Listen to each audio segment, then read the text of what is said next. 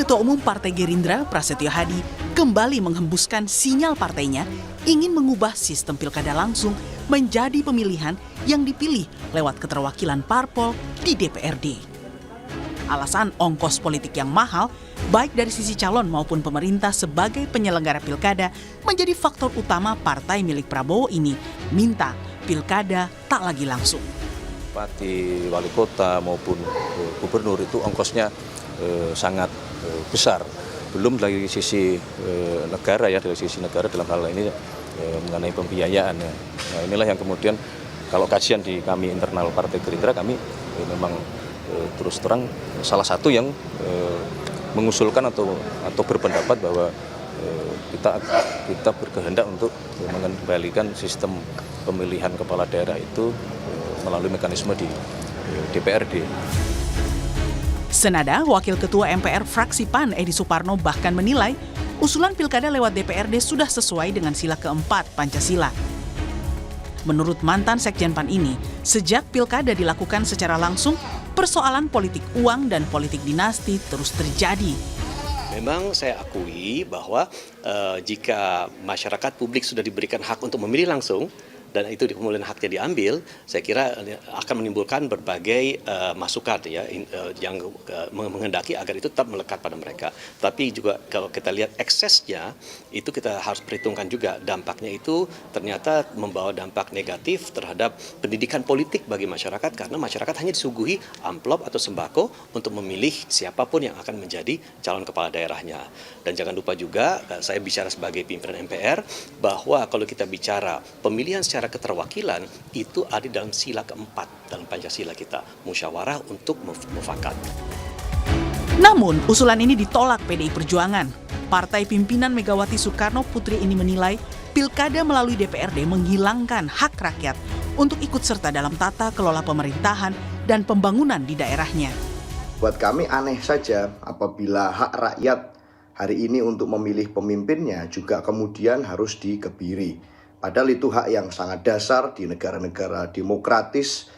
Semua rakyat diajarkan untuk memilih pemimpin secara langsung sebagai bagian dari cara mereka untuk bisa mengekspresikan apa yang mereka inginkan.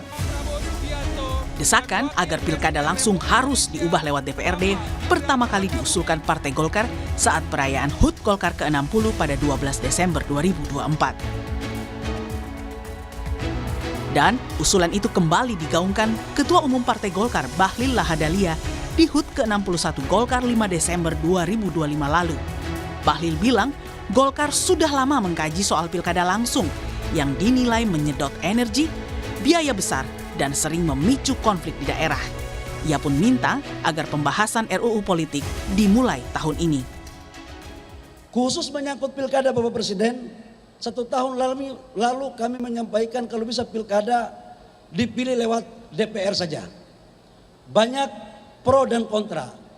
Tapi setelah kita mengkaji, alangkah lebih baiknya memang kita lakukan sesuai dengan pemilihan lewat DPR Kabupaten Kota. Biar tidak lagi pusing-pusing. Oleh karena itu kami memandang pembahasan RUU bidang politik seyogyanya bisa dimulai tahun depan. Usulan Bahlil ini disambut baik Presiden Prabowo. Menurutnya demokrasi yang baik harus mengurangi permainan uang agar jangan hanya kaum berduit yang menguasai politik. Prabowo bahkan menilai pilkada langsung adalah sistem politik yang meniru-niru negara lain. Yang disampaikan Partai Golkar berkali-kali harus kita pertimbangkan yang baik-baik.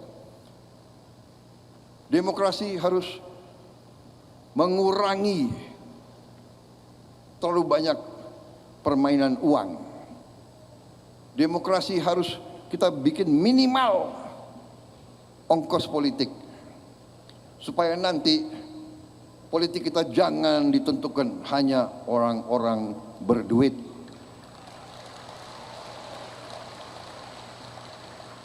Politik yang mahal ini, politik yang mau niru-niru negara lain, ini saya kira sumber korupsi yang sangat besar. Jadi saya sendiri condong, saya akan mengajak kekuatan politik, ayo marilah kita berani memberi solusi kepada rakyat kita. Demokratis, Tapi jangan buang-buang uang. Pilihan sebagian partai politik untuk mengubah pilkada tak lagi langsung masih menunggu keputusan seluruh fraksi-fraksi di parlemen. Alasan pilkada langsung jadi biang suburnya politik uang dan dinasti harus dikaji kembali. Karena sejarahnya, pilkada diputuskan dilakukan secara langsung agar rakyat bisa memutuskan siapa pemimpinnya, sekaligus menghindari kong-kali-kong parpol di parlemen daerah. Tim Liputan, Kompas TV. Lalu tepatkah menghilangkan politik uang dan mengurangi beban ongkos pemilu yang besar? Satu-satunya dengan mengubah pilkada langsung menjadi pilkada melalui DPRD. Kita akan bahas bersama Ketua DPP PDI Perjuangan Deddy Sitorus dan analis politik Adi Prayitno. Nanti juga akan bergabung bersama kami Wakil Ketua Umum Partai Golkar Bang Ahmad Doli Kurnia. Selamat petang Bang Deddy, Mas Adi. Selamat petang, Cynthia. Selamat petang, Deddy. selamat tahun baru ya sebelumnya. Tahun baru. Oke, saya ke Bang Deddy dulu. Bang Deddy, ini kan posisi PDI Perjuangan tegas-tegas menolak pilkada melalui DPRD. Tapi apa tanggapan Anda kalau dari Partai Golkar, Gerindra, dan juga PAN ini sepakat ingin diubah karena memang mahalnya biaya politik untuk efisiensi dan juga suburnya politik uang selama pilkada langsung ini berjalan, Bang Deddy? Ya, kalau bicaranya adalah untuk efisiensi, nggak usah ada pemilihan DPRD juga. Sekda aja atau ASN aja bikin jadi kepala daerah, nggak usah kita pilih. Jadi berdasarkan tim pansel aja. Itu sama sekali nggak pakai duit gitu loh. Yang kedua, usul ini disampaikan setelah koalisi pemerintah memenangkan pertarungan 1 tahun gitu. Saya yakin ini kalau diangkat sebelum pilpres, sebelum pileg, bubar tuh semua tuh. Jadi saya melihatnya begini, kita harus tanya dulu, pemborosan uang atau politik uang dari sisi mana? Kalau dari sisi penyelenggaraan, kalau pilkada itu ditaruh bersamaan dengan pemilu yang lain, baik pemilu kepala daerah langsung untuk DPR, DPRD, ataupun dengan pilpres, maka tidak ada biaya tambahan kecuali cetak surat suara. Yang kedua, kalau yang dimaksud adalah biaya paslon, ya termasuk money politik, ini menurut saya sih dosa partai politik. Pertama, salah satu yang membuat biaya besar bagi paslon itu adalah mahar partai politik. Saya punya pengalaman, 1 kursi itu bisa sampai 1 miliar, saya dengar 2 miliar. Itu partai politik yang bikin gitu loh. Kenapa partai politik lagi? Yang kedua, ambil contoh. Kalau semua partai mencalonkan orang-orang yang memang punya rekam jejak di bawah, maka kebutuhan untuk money politik itu dengan sendirinya akan hilang bahkan mengecil. Tetapi kan memang partai politik sendiri yang memilih orang-orang tanpa melatihkan rekam jejak. Akhirnya siapa yang punya uang itulah kan begitu tuh. Nah yang ketiga, money politik, inefisiensi, pemborosan segala macam, itu juga ada dampak dari penyelenggara dan pengawas pemilu termasuk penegakan hukum. Ini kan sama aja. Ya, lu yang berbuat, lu nyalakan orang lain, blaming the victim gitu loh. Oke, saya akan ke Bang Doli. Bang Doli, ini Golkar bisa dikatakan sebagai partai politik yang pertama kali memiliki ide awal di kali ini. Usulkan pilkada langsung diubah menjadi keterwakilan di DPRD. Tapi yang namanya usulan biasanya kan ada pro kontranya.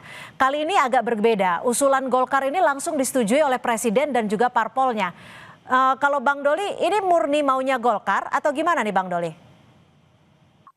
Kalau Golkar sebetulnya dalam 1,5 tahun ini kita sudah bentuk tim kajian politik ya. Bukan hanya untuk pilkada tapi juga untuk sistem pemilu, soal undang-undang partai politik dan seterusnya.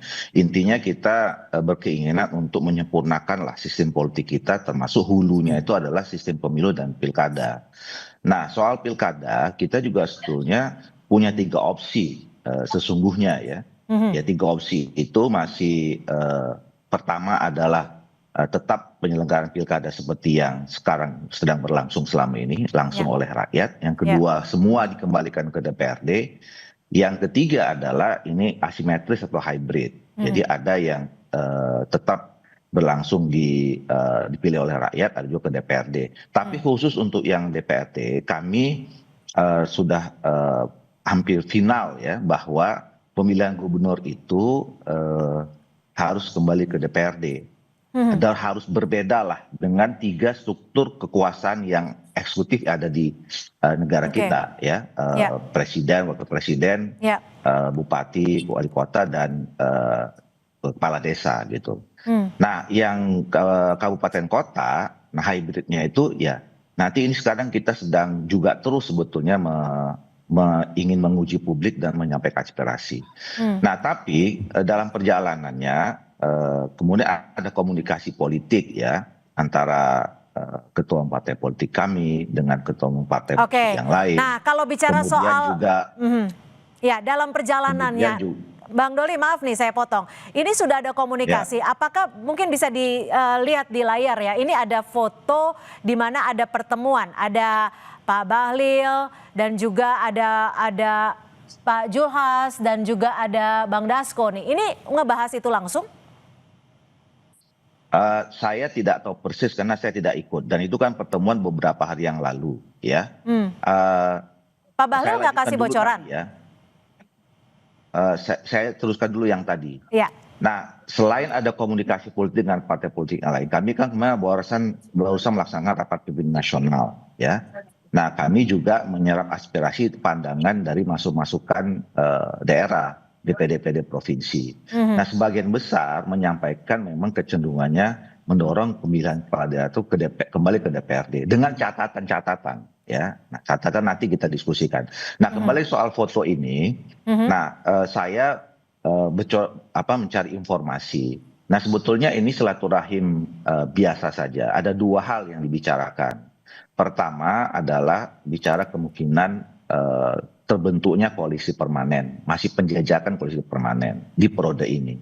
Kemudian yang kedua, masih terkait dengan soal isu undang-undang politik. Jadi karena memang kan informasi yang sudah kita dapatkan, kemungkinan di awal tahun ini sudah mulai bicara tentang pembahasan undang-undang partai politik. Jadi sudah mulai juga ada brainstorming dan sharing informasi berkaitan dengan itu. Jadi tidak spesifik soal pemilu, soal pilkada dan seterusnya. Oke, saya ke Mas Hadi. Mas Hadi, ini sejauh ini yang tegas menolak baru PDI Perjuangan. Apa yang Anda baca dari dalam tanda kutip ya kekompakan beberapa parpol yang mendesak ataupun mengusulkan soal pemilihan kepala daerah kembali melalui DPRD?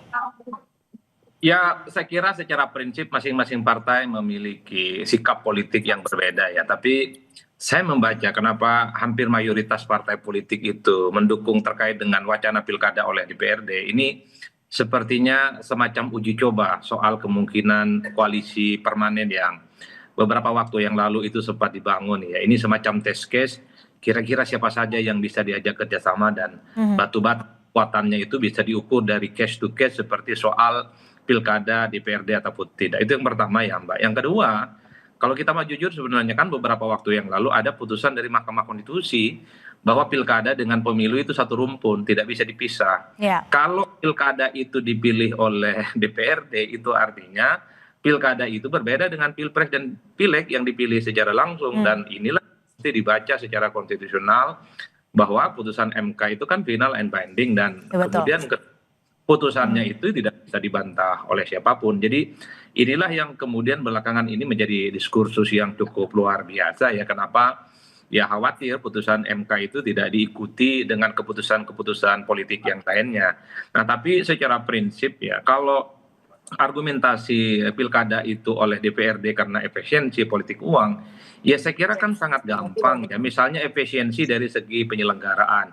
Ya misalnya dari rekayasa TPS itu ya ditambah jumlah pencoblosnya. Kan selama ini kan TPS misalnya cuma 300. Bisa ditambah 1.000 orang gitu per tiap TPS. Dan misalnya pemilunya itu pencoblosannya mulai dari jam 7 bisa sampai sore atau jelang maghrib. Jadi kalau alasannya efisiensi sebenarnya masih ada pilihan-pilihan lain seperti itu ya Mas Hadi ya?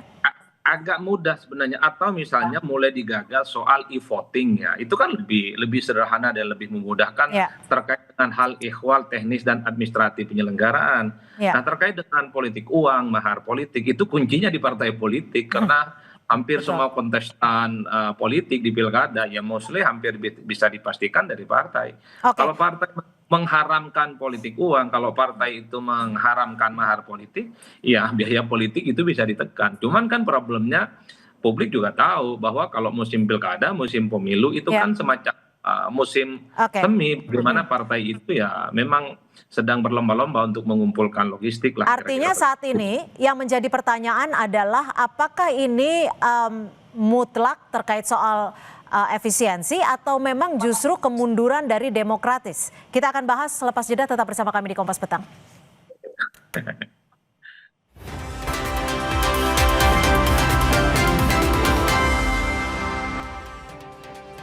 Ya, kita masih membahas soal usulan yang disampaikan agar pemilihan kepala daerah kembali dilakukan melalui DPRD. Bang Doli, oke lah kita tahu pilkada langsung ini memang dinilai mahal. Tapi apakah biaya demokrasi ini layak sebenarnya dipangkas? Apakah Golkar juga sudah tanya langsung ke konstituen di daerah-daerah soal usulan ini?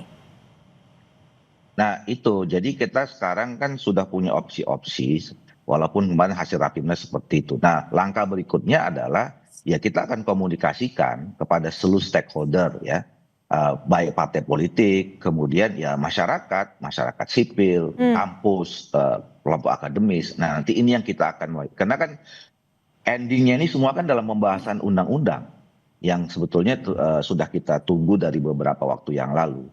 Nah, Tapi maaf saya potong lagi Bang Doli, ini kan sebenarnya amanat reformasi loh.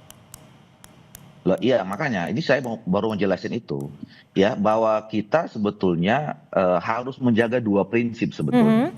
Selama ini kan yang dikemukakan adalah efisiensi ya, terus kemudian biaya politik yang tidak boleh tinggi gitu. Nah ini pun juga dibagi dua ya, biaya penyelenggaraan dan kemudian biaya politik lain-lainnya gitu. Ini yang kemudian jadi problem menurut saya selama ini. Kalau biaya penyelenggaraan, kalau memang kita semua sepakat ini pemilihan langsung, ya no isu sebetulnya mau berapa biayanya. Nah tapi kalau kemudian kita berpikir perlu ada efisiensi, saya kira juga bagus juga. Nah saya setuju tadi misalnya kalau semua partai politik punya kesadaran bahwa urusan politik ini nggak harus selalu identik dengan soal biaya yang terlalu tinggi. Nah itu juga nanti kita harus bicarakan tentang baik sistemnya maupun juga undang-undang partai politiknya. Nah itu satu sisi. Bandul yang lain adalah soal demokrasi, ya sistem demokrasi yang harus dipertahankan. Gitu loh. Ini yang harus kita cari titik temunya nih, jangan dipertentangkan antara efisiensi dengan soal biaya, dengan soal demokrasi. Nah ini kan baru apa namanya ya, opsi, baru kemudian kajian dan segala macam. Jadi gini, kalau kami misalnya sekarang sudah punya apa namanya kajian lanjutan. Ketika misalnya disepakati DPRD, bagaimana tetap menjaga keterlibatan publiknya misalnya. Jadi artinya dipertemukan dengan sistem itu yang tadi menyeimbangkan antara efisiensi dengan demokrasi. Oke, kami tangkap. Nah, sisi lain saya kira kita harus juga berpikir kalau kemudian kita memilih pada akhirnya nanti pemilihan langsung, bagaimana supaya biaya politik itu rendah. Nah, Oke, kami tangkap, Bang Doli. Ini penting. Jadi jangan kita bicara nolak ini nolak itu, tapi kita nggak punya solusinya. Dua-duanya juga problem sebetulnya, baik yang soal biaya tinggi maupun dengan soal demokrasinya gitu. Bang Deddy, saya ke PDI Perjuangan. Kalau Bang Deddy ini melihatnya apa sih sebenarnya yang dilakukan Partai Golkar dan juga sejumlah partai lainnya yang setuju agar pemilihan kepala daerah melalui DPRD? Apakah ini memang murni efisiensi atau ada kepentingan jangka panjang 2029 mungkin? Ya saya lebih cenderung ke arah kepentingan jangka panjang ya, konsolidasi kekuasaan. Apalagi ketuanya Bung Doli ini kan pernah ngomong koalisi permanen, ini kan kelihatan dari satu sisi ada upaya untuk mempertahankan kekuasaan jangka panjang. Tapi mari kita bedah satu-satu lah. Misalnya anggaran yang begitu besar di tingkat penyelenggaraan. Jadi saya sudah sampaikan, kan ini bisa digabung dengan pemilu lain. Apakah dengan pemilu